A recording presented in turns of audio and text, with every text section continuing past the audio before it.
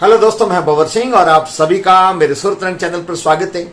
दोस्तों, मारवाड़ के महाराजा हुए हैं मान सिंह जी, जो स्वतंत्र रूप से राजा रहने वाले अंतिम राजा थे, जिनका शासनकाल 19 अक्टूबर 1803 से लगा करके और 4 सितंबर 1843 तक, अर्थात 40 साल तक उन्होंने मारवाड़ पर शासन किया।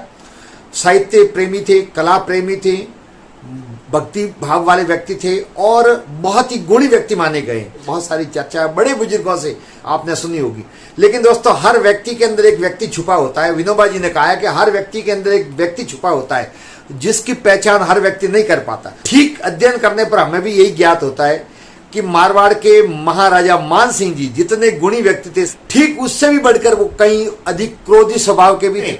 अपने विरोधियों को इतनी निर्ममता के साथ मारा कि जिसको सुनते हैं तो रूह कांप जाती है। दोस्तों, मारवाड़ के महाराजा मान सिंह जी का इतिहास बहुत ही अलग प्रकार का रहा है। उनके बड़े भाई भीम सिंह, जो सौतेले भाई थे, वो मारवाड़ के महाराजा थे। उस दौरान वो भाग करके मान सिंह जी अपनी जान बचाने के लिए जालोर के किले में आ गए। जालोर के किले में आने के बाद में इंद्रराज सिंघवी के नेतृत्व में यहाँ पर घेरा रहा मारवाड़ की फौज का, जालोर के किले के चारों ओर। और फिर उस जमाने रहे, लेकिन अंतोगत्वा जब रसद समाप्त होने को आई और वो यहाँ से जाने के लिए तैयार हो गए, किले को छोड़ करके जाने के लिए तैयार हो गए, तब वहां जो जलंधर नाथ जी का मंदिर है जालोर में, जो आप देख रहे हैं फोटो में आपको दिखा रहा हूँ, ये जालोर के जलंधर नाथ जी के मंदिर में वहां एक पुजारी था जिनका नाम था देवनाथ। वो वहां पूजा करते थे और उनके वहां पर महादेव जी के दर्शन करने के लिए महाराजा मान सिंह जी हमेशा जाते थे। तो जब वो किला छोड़ने की तैयारी कर रहे थे, आयस देवनाथ ने कहा कि स्वप्न में जलंधर नाथ जी ने मुझे कहा है, इनको कहो कि वो थोड़े समय और रुक जाए, यहाँ जालोर के किले में वो रहें और उसके बाद में वो मारवाड़ के महाराजा बन जाएंगे। तो फिर साथ में महाराजा मान सिंह ने उसी समय कह दिया कि यदि ये बात आपकी पूरी हो जाती है महाराज, तो मैं आपको मेरा गुरु बनाऊंगा और आपका आदेश ही मेरे मारवाड़ में चलेगा। वो दिन भी आ गया, भीम सिंह जी की मृत्यु हो गई और वास्तव में मारवाड़ के महाराजा बने मान सिंह जी। वहां से बुलावा आया, इंद्रराज जिन्होंने घेरा डाल के जालोर के किले के चारों ओर मान सिंह जी को रोक रखा था, उन्होंने आखिर में अंदर संदेश भेजा कि भीम सिंह जी की मृत्यु हो गई और आप पधारो, आपको मारवाड़ का महाराजा बनाते हैं।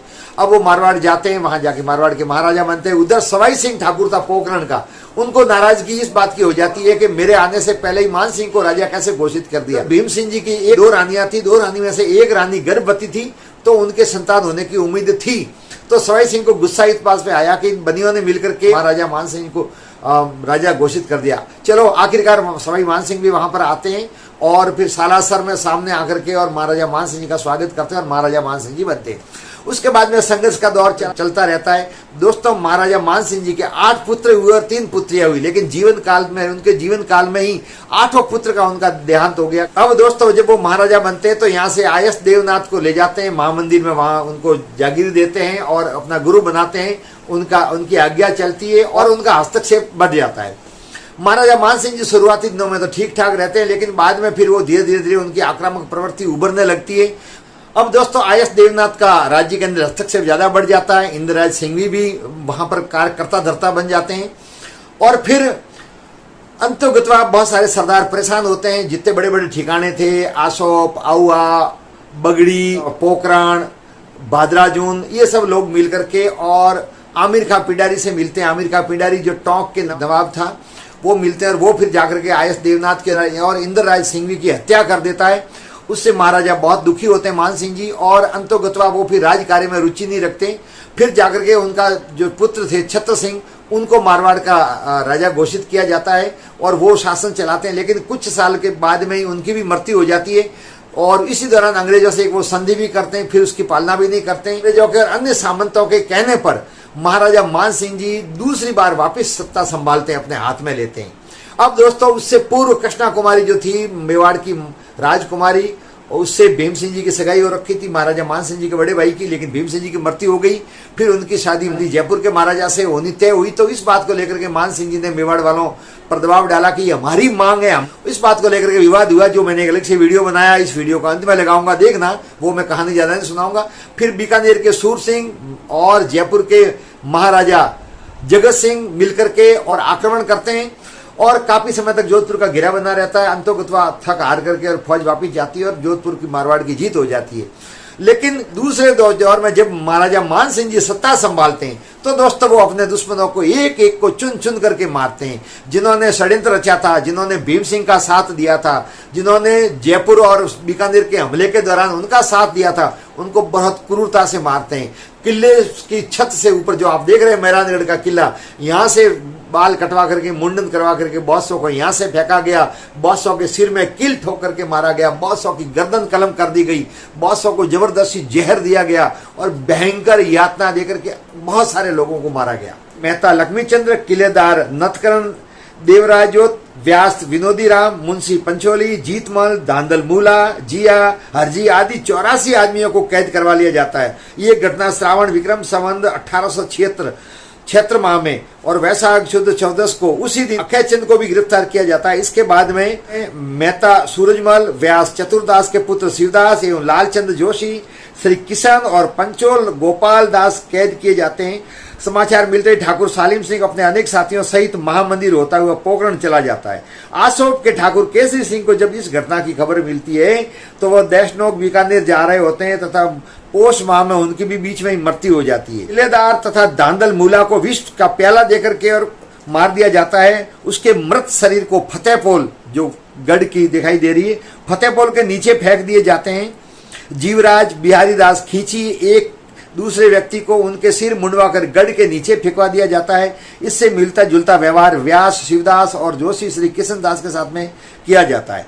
यही नहीं, उसके बाद में जो षड्यंत्र में शामिल थे महाजन थे उनको कैद कर लिया जाता और कैद करके उनसे 21 हजार रुपए से 4,000, पंचोली गोपाल दास से 25,000 तथा अन्य आदमियों से इसी हिसाब से अनेक प्रकार की राशि उनसे वसूली की जाती है। अब दोस्तों, जो सामंत बड़े बड़े महाराजा मान सिंह जी के खिलाफ हुए थे, अब उनके अंदर भय व्याप्त हो जाता है। बहुत सौ से वो गांव भी वापिस एक एक गांव ले लेते हैं, जागीरिया छीन लेते हैं।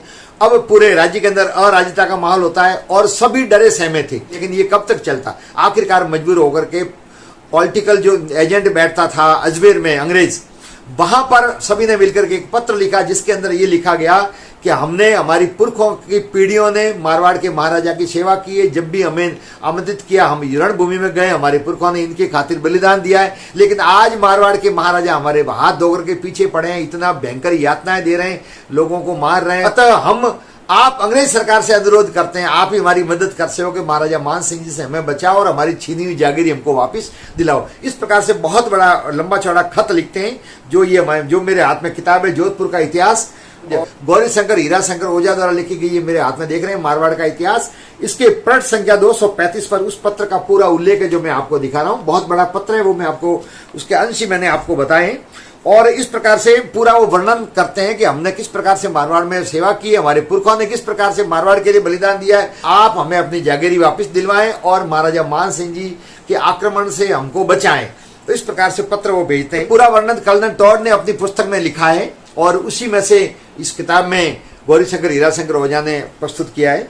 तो इस प्रकार से दोस्तों पत्र लिखते हैं, लेकिन कोई संतोषजनक जवाब वहां से भी अंग्रेजों द्वारा नहीं आता है, क्योंकि अंग्रेज सीधा हस्तक्षेप नहीं करते हैं। तो कर्नल सदरलैंड उस समय तो उस पर कोई ज्यादा ध्यान नहीं देते, लेकिन जब ज्यादा स्थिति बिगड़ती है तो वो 1839 के अंदर जोधपुर आते हैं।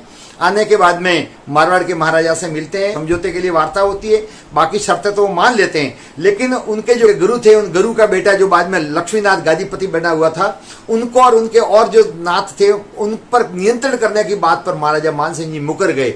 इसके कारण से बात बिगड़ गई। अंतोगत्वा फिर प्रेशर डाला गया और फिर ऐसे करते करते महाराजा मान सिंह ने आखिरकार बैरागी धारण कर लिया और वो एकांतवास में चले गए।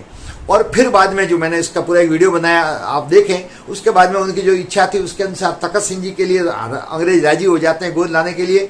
और फिर वो वहां से बाद में वो पाल में आ जाते हैं, वहां पर उनको बुखार आना शुरू हो जाता है। राई का बाग में भी कुछ समय वो ठहरते हैं, फिर मंडोर चले जाते हैं और फिर बुखार से के कारण से 1843 में उनकी मृत्यु हो जाती है। उसके बाद में अहमदनगर के महाराजा तखत सिंह जी को मारवाड़ का महाराजा बनाया जाता है। और इस प्रकार से मारवाड़ के महाराजा मान सिंह जी ने क्रूरता के साथ में अपने विद्रोहियों को कुचला। राज तो उन्होंने 40 साल किया, लेकिन शांति पूर्वक वो शासन नहीं कर सके। तो आपको ये जानकारी कैसी लगी? वीडियो को लाइक करें, शेयर करें, कमेंट्स करें और यदि चैनल को अब तक सब्सक्राइब नहीं किया है तो चैनल को सब्सक्राइब करें। वीडियो देखने के लिए आप सबका बहुत बहुत धन्यवाद। जय हिंद।